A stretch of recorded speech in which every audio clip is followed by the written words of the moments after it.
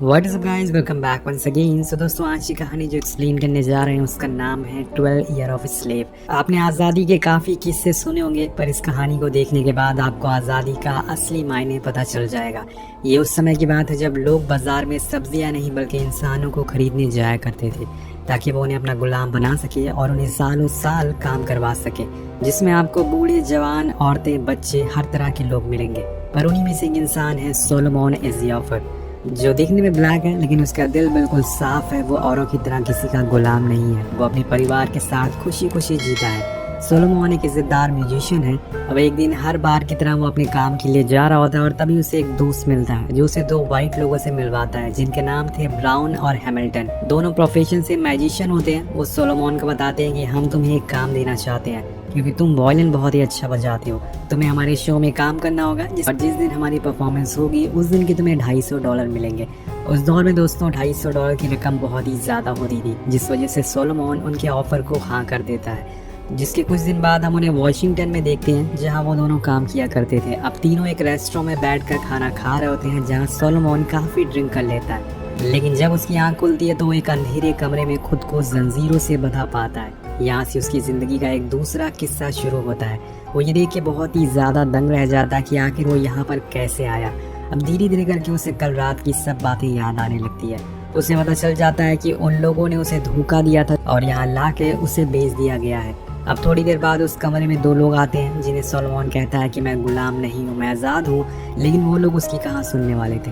वो दो से उल्टा बेवजह कोड़े मारने लगते हैं। अब सोलोमन दर्द के मारे चिल्लाता है, चीख। लेकिन इस काल कोठरी में ऐसा होना आम बात है। यहाँ हर पल किसी न किसी की चीख सुनाई पड़ती है और उसे अनदेखा कर दिया जाता है। उस जगह पे कुछ और लोग भी होते हैं जिन्होंने सोलोमन की तरह ही लाया गया था, जिनमें एक लेडी भी होती है जिसके 2 बच्चे होते हैं। अब एक रात उन लोगों को छुपा कर एक दूसरी जगह पे ले जाया जा रहा था। सोलोमन अपने साथियों से कहता है कि यहाँ का क्रू बहुत ही कम है, अगर हम चाहें तो उन्हें मारकर यहाँ से भाग सकते हैं और फिर हम आज़ाद हो जाएंगे।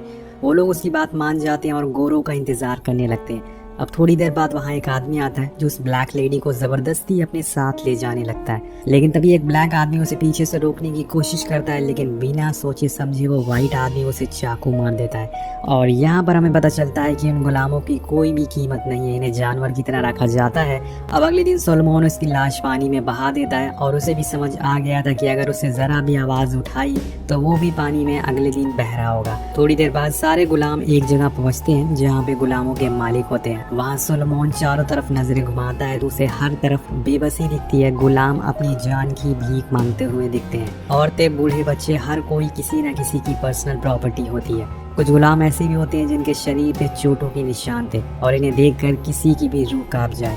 इसके बाद सोलोमन और उसके साथियों को एक जगह बैठाया जाता है और सबका नाम लिया जाता है। जिसका जिसका नाम आता है वो अपनी जगह से खड़ा हो जाता है और कुछ देर बाद नाम लेने वाला आदमी प्लेट नाम पुकारता है, पर कोई भी वहाँ पर खड़ा नहीं होता। वो सोलोमन के पास आता है और उसे कहता है कि तुम खड़े क्यों नहीं हुए। तो वो कहता है कि मेरा नाम प्लेट नहीं है। अब वो इसके आगे कुछ और बोलता है कि तभी वो आदमी उसे एक जोरदार थप्पड़ मारता है, जिससे सोलोमन खामोश हो जाता है और वो बिल्कुल सुन्न हो जाता है। उसे समझ नहीं आता कि अभी अभी उसके साथ क्या हुआ है। अब उसे इस बात का और ज़्यादा डर था कि आगे उसके साथ क्या होने वाला है। आगे हम देखते हैं कि सारे गुलामों को बिना कपड़ों के एक जगह खड़ा कर दिया जाता है, जहां उन्हें खरीदने अमीर लोग आते हैं। आज के ज़माने में जैसे बड़े शोरूम में कपड़े लेने जाते हैं हम, वैसे ही यहाँ पे इंसानों को खरीदने लोग आए हुए हैं। अब यहाँ वो लेडी भी होती है जिसके 2 बच्चे मौजूद थे। अब उस लेडी को और सोलोमन को एक आदमी पूरे $10,000 में खरीद लेता है। जिस आदमी ने इन्हें खरीदा है उसका रोल कर रहे हैं बेनेडिक्ट कम्बरबैच, जिसको आपने डॉक्टर स्ट्रेंज मूवी में देखा होगा। वो औरत उस आदमी से कहती है कि मेरे 2 बच्चे हैं, आप उन्हें भी खरीद लीजिए ताकि हम तीनों एक साथ रह सके। अब वो अमीर आदमी मान जाता है और उसे भी खरीदना चाहता है, लेकिन जो आदमी उसे बेच रहा था वो ऐसा करने से मना कर देता है, क्योंकि वो दोनों छोटे बच्चों को हर तरीके से इस्तेमाल करना चाहता था। यहाँ वो लेडी उसे गुहार लगाती है, उसके बच्चों को उसके साथ जाने दो। वो जिंदगी भर उसकी गुलामी करने को तैयार थी, लेकिन यहाँ उसकी सुनने वाला कोई नहीं था। उसकी आंखों के सामने उसके बच्चों को उससे अलग कर दिया जाता है। वो रोती है, चिल्लाती है, लेकिन ये वो समय है जब इंसान की कीमत सिर्फ पैसे से नापी जाती है। अब यहाँ जिस आदमी ने उन्हें खरीदा है उसका नाम होता है फॉर्ड। फॉर्ड दोस्तों दिल का एक बहुत ही अच्छा इंसान होता है। वो अपने गुलामों पर कोई भी जुल्म नहीं करता। इसके बाद सोलोमन और वो औरत उस आदमी के घर जाती है, जहाँ उसकी बीवी उसके साथ काफ़ी अच्छा बर्ताव करती है। उसे काफ़ी बुरा लग रहा था कि उसके बच्चों को उससे अलग कर दिया गया है। अब यहाँ सोलोमन को एक नया नाम मिल चुका था, प्लेट। अब उसकी यही नई पहचान थी। अब वहाँ और भी लोग थे जो कि गुलाम थे। वो लोग सोलोमन को बताते हैं कि अगर तुम्हें अपनी जान प्यारी है तो यहाँ किसी को भी मत बताना कि तुम्हें पढ़ना लिखना आता है, नहीं तो ये लोग तुम्हें जान से मार डालेंगे। दरअसल इन सारे लोगों का काम होता है जंगल के पेड़ काट कर लकड़ियाँ इकट्ठा करना, लेकिन सोलोमन के लिए ये सब काम आसान नहीं था। वो एक पढ़ा लिखा इंसान था, उसने अपनी ज़िंदगी में ऐसा काम कभी नहीं किया था। वो एक म्यूजिशियन था, लेकिन यहाँ पर हालात कुछ और है। उसे अपनी मालिक की हर बात माननी है और उन्हें खुश करना होगा। अब एक दिन सोलोमन फोर्ड को बताता है, जो कि उसका मालिक है, कि अगर हम लोग पानी के सहारे से लकड़ियाँ ले जाएं तो आपके पैसे और टाइम दोनों बच जाएगा। अब जो यहाँ का सुपरवाइजर होता है वो सोलोमन को पसंद नहीं करता था, वो उसे जलता था। वो कहता है कि ऐसा कुछ नहीं हो सकता, पानी काफ़ी गहरा है और लकड़ियाँ डूब जाएंगी। और सोलोमन कहता है कि नहीं, ऐसा पॉसिबल हो सकता है, मैं करके ऐसा दिखा सकता हूँ। तो मास्टर फोर्ड बोलते हैं कि ठीक है, अगर तुम ये कर सकते हो तो एक टीम बनाओ और मुझे करके दिखाओ। जिसके कुछ देर बाद सोलोमन मास्टर को वो नदी पार करके दिखा देता है, जिसे देखने के बाद वहाँ खड़े सभी लोग बहुत ही खुश होते हैं। अब फोर्ड भी उसे बहुत खुश होता है और उसे एक वॉयलिन गिफ्ट के तौर पे देता है, क्योंकि वो दिल से काफी अच्छा इंसान था। वो गुलामों को गुलाम की तरह नहीं रखता था। पर ये सब देख के सुपरवाइजर खुश नहीं होता। उसे लग रहा है कि सोलोमन उससे आगे निकल जाएगा। वहीं हम उस लेडी को भी देखते हैं जो अभी भी अपने बच्चों के लिए रो रही थी, और उसे देखकर सोलोमन गुस्सा होता है और कहता है कि कब तक ऐसे रोती रहोगी, इससे अच्छा कोई तरीका ढूंढो यहाँ से निकलने का, जिससे कि तुम अपने बच्चों से मिल सकोगी। आगे हम देखते हैं कि सोलोमन को एक लकड़ी का घर बनाने को दिया जाता है, जो काफ़ी अच्छे से बना रहा होता है। लेकिन तभी वहाँ पर सुपरवाइजर आता है, जो उसे घर में कमियां निकालने लगता है। और सोलोमन कहता है कि आपको देखने में शायद कोई गलती हुई है, मैंने अपना काम अच्छे से किया है। ये सुन के सुपरवाइजर को बहुत ही गुस्सा आता है और वो उसे कहता है कि तुम एक डॉग हो, और उसे एक लात मारता है। सोलोमन ये देखकर हैरान था, लेकिन वो कुछ नहीं कहता और चुपचाप वहीं खड़ा रहता है। अब अगले दिन वो सुपरवाइजर दोबारा उसके पास आता और फिर से कहता है कि तुम ये गलत काम कर रहे हो। सोलोमन उससे गुस्से में बोलता है कि तुम गलत हो, मैं नहीं।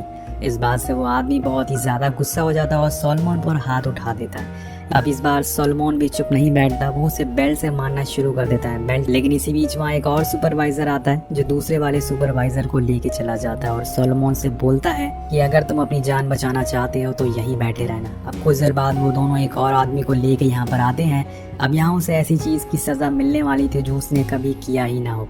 वो लोग उसके गले में रस्सी डालकर एक पेड़ पर लटका देते हैं, और अगर उन्होंने रस्सी छोड़ी तो उसका दम घुट जाएगा। वो लोग उस रस्सी को छोड़ने ही वाले होते हैं कि तब तक वहाँ एक और आदमी आता है, जो उन्हें बंदूक दिखाते हुए कहता है कि ये मेरा गुलाम है, यहाँ से चले जाओ। अब वो तीनों वहाँ से चले जाते हैं, पर जाते जाते वो सुपरवाइजर सोलोमन से बोलता है कि मैं तुझे जान से मार के ही रहूँगा।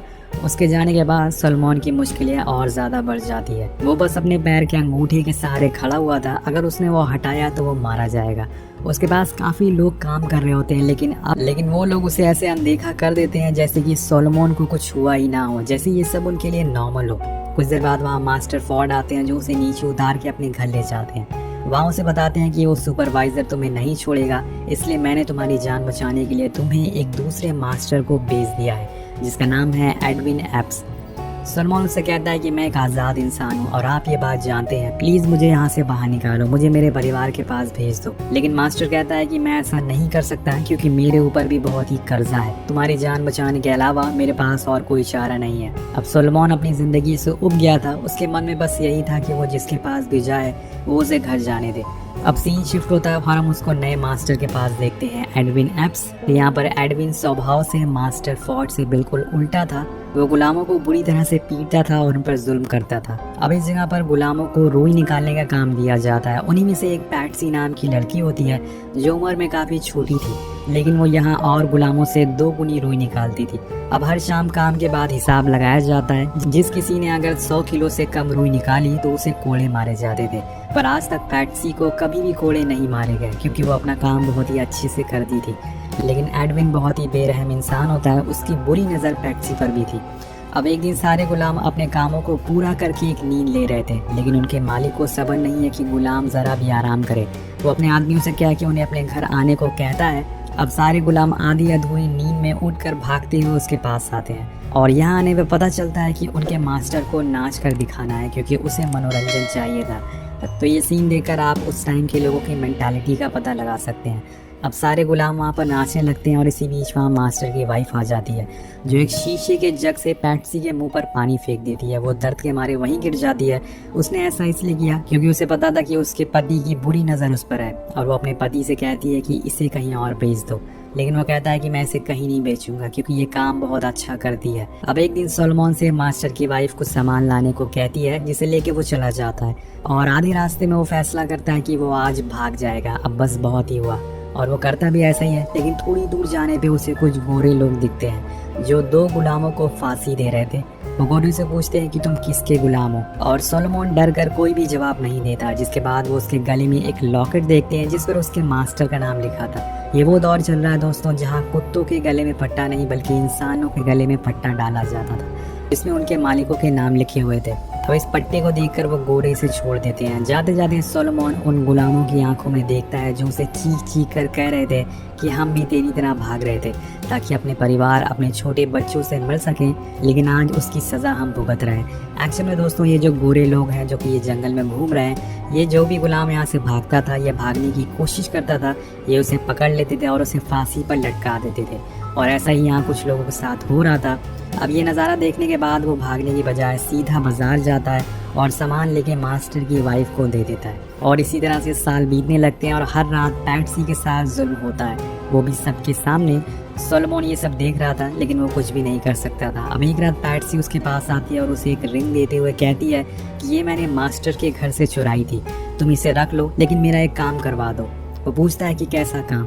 तो पैट्सी कहती है कि मुझे खेत में ले जाके जान से मार डालो, अब मैं जीना नहीं चाहती हूँ। और ये सुनकर सोलोमन की रूह कांप जाती है। तो पैट्सी कहती है कि मैं इस बेबस ज़िंदगी से अच्छा है कि मैं मर जाना चाहती हूँ, मेरे पास ज़िंदा रहने की कोई भी वजह नहीं है, हर रोज़ मैं थोड़ा थोड़ा मर रही हूँ और तुम्हें मुझे आज़ाद करना ही होगा। लेकिन सोलोमन ऐसे करने से मना कर देता और पैट्सी वहाँ से चली जाती है। तो चाहे कोई कितना भी गरीब क्यों ना हो और चाहे कोई कितना भी अमीर क्यों ना हो, भगवान सबका एक ही है। वो अपने लोगों में अंतर नहीं करता, चाहे वो गोरे हो या फिर काले हो। और आज भगवान ने पैट्सी की सुन ली थी। हम देखते हैं कि रुई की खेती में गिरावट आ जाती है और मास्टर का बहुत ही नुकसान होने लगता है, जिसे देखते हुए वो अपने सारे गुलामों को एक जज को किराए पर दे देता है।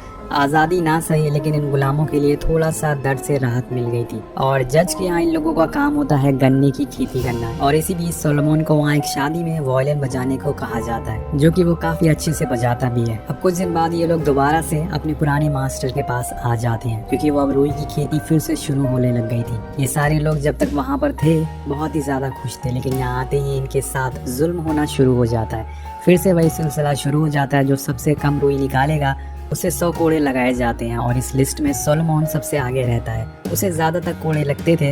अब एक दिन इनके साथ एक गोरा आदमी काम करने आता है जो किसी का गुलाम नहीं था मगर उस पैसों के लिए काम करने आया था।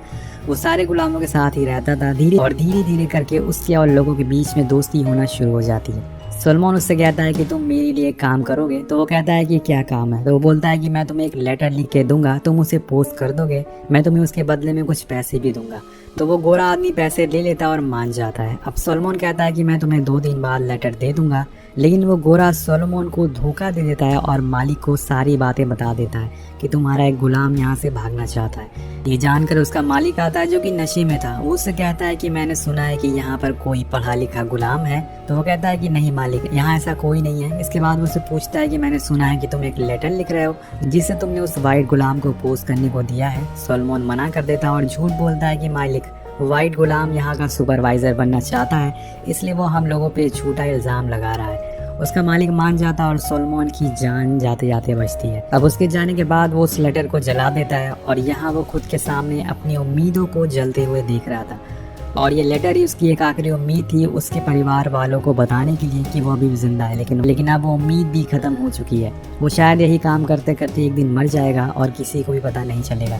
अब एक दिन हम देखते हैं कि पैट्सी मालिक को बिना बताए कहीं चली जाती है। उसका मालिक उसे हर जगह ढूंढता है पर थोड़ी देर बाद वो वापस आ जाती है, जिसे देख के उसका मालिक बहुत ही ज़्यादा गुस्से से पागल हो जाता है। वो उसे मारता है पर बीच में सोलोमन आ जाता है उसे बचाने के लिए, लेकिन वो फिर भी नहीं रुकता। तब पैट्सी कहती है कि मैं शावर लेने गई थी, मेरे बदन से बदबू आ रही थी, मुझे यहाँ पर सूप नहीं मिलता। लेकिन उसके मालिक को उसकी बातों पर यकीनी उम्मीद टूटती जा रही थी। अब कुछ समय बाद वहाँ एक बैस नाम का वाइट आदमी आता है जो सिर्फ मजदूरी करने यहाँ पर कुछ पैसों के लिए आया था।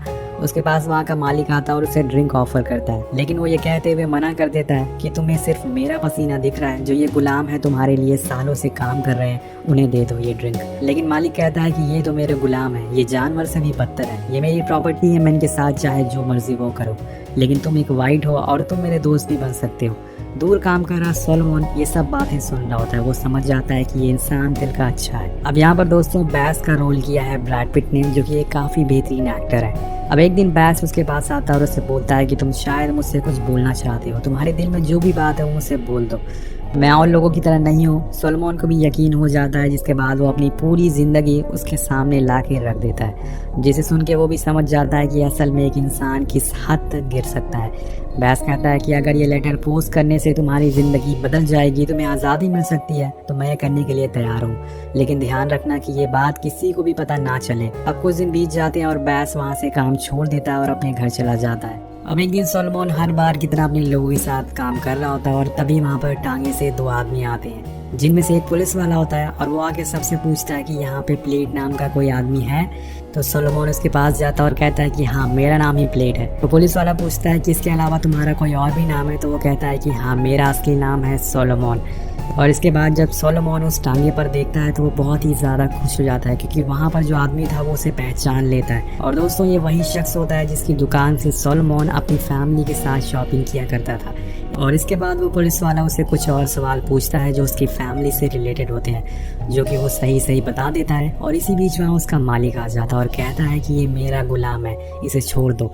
वो सोलोमन से भी कहता है कि मैं तुम्हें ज़्यादा पैसे दूंगा, तुम यहीं रुक जाओ। लेकिन सोलोमन दौड़ते हुए अपने दोस्त पीटर के पास जाता है और उसे गले से लगा लेता है। इतने सालों बाद उसने किसी अपने को देखा था, लेकिन तभी मालिक वहाँ पर आ जाता है और उसका गला पकड़ लेता है और उसे छोड़ने को कहता है। और पीटर उससे कहता है कि मुझे पता है कि तुम इसे धोखे से यहाँ पर लाए हो, और अगर तुमने इसे नहीं छोड़ा तो मैं तुम्हें कोर्ट में मिलूंगा और तुम्हारी सारी प्रॉपर्टी हड़प ली जाएगी।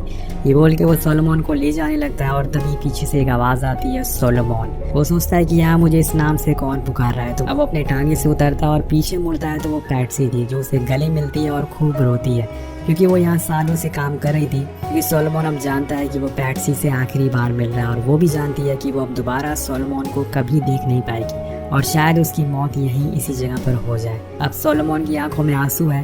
वो कहीं ना कहीं ये चाहता है कि उसके साथ और भी जो लोग हैं वो आज़ाद हो जाएं, लेकिन ऐसा मुमकिन नहीं है, हम सभी जानते हैं। अब सीन शिफ्ट होता है और यहाँ सोलोमन पूरे 35 साल बाद अपने परिवार से मिलता है। उसके दोनों बच्चे बड़े हो गए हैं और उनकी शादी भी हो गई है। सोलोमन को अपनी आंखों पर यकीन नहीं हो रहा था कि उसके सामने उसका परिवार खड़ा हुआ है।